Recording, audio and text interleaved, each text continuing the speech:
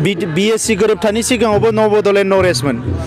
BTC गोरोबथानि सिगाङावबो नो बड'लेण्ड नो रेस्टमोन आरो दायो BTR गोरोबथानि सिगाङावबो नो बड'लेण्ड नो रेस्ट आरो बिनि उनावबो जोंनि जेंनाया सुस्रांजायाबा आरोबाव बे सोमावसारनायफ्रा थांबाय थागोन नाथाय दिनैनि समाव जेरै 93 आव स्टेट एक्टनि सिङावनो BSc लानो गोनां जादोंमोन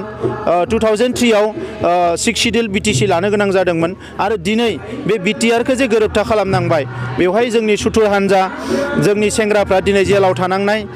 माखासे डिजिगनेटेड केम्पआव थानाय गोबां गावथार जानाय जोंनि आइ आफा रायजो राजाया सोलोंथाइ रांखान्थियाव जौगानांगौ बे गासैबो बिथिंखौ नायनानै दिनै BTR गोरोबथा जादों बेवहाय माने रावबो जोंनि मोन्थाइखौ जोंनि दाबिखौ गारनानै जों खामानि मावाखै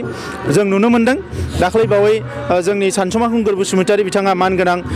खेब्रै MP जादों सोमावसारनायाव दङमोन बिथाङा जोंखौ सोंखारिदों आंखौबो गोबां सोंखारिदों आं बिथांखौ सासे सिनियर मानसि हिसाबै सन्मान होयो मान होयो आगुनि दैदेनगिरि MP हिसाबै नाथाय जिफोर खोथाखौ बिथाङा बुंदों बे खोथाफ्रा नंखाय बे खोथाफोरखौ लानानै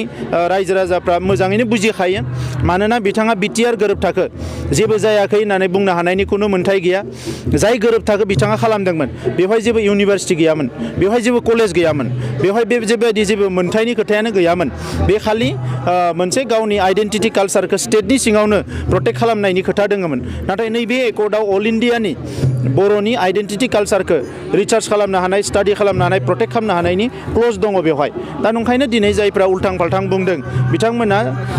जोंखौ माने जेलासि जानानै जोंनि सायाव बिथांमोना गाज्रि साननानै बे खोथाफोरखौ बुंदों नाथाय हारिनि थाखाय बे गोरोबथाया गोबां लाब जागोन भारतनि प्रधान मन्त्रियानो फैनानै दिनै बुंदों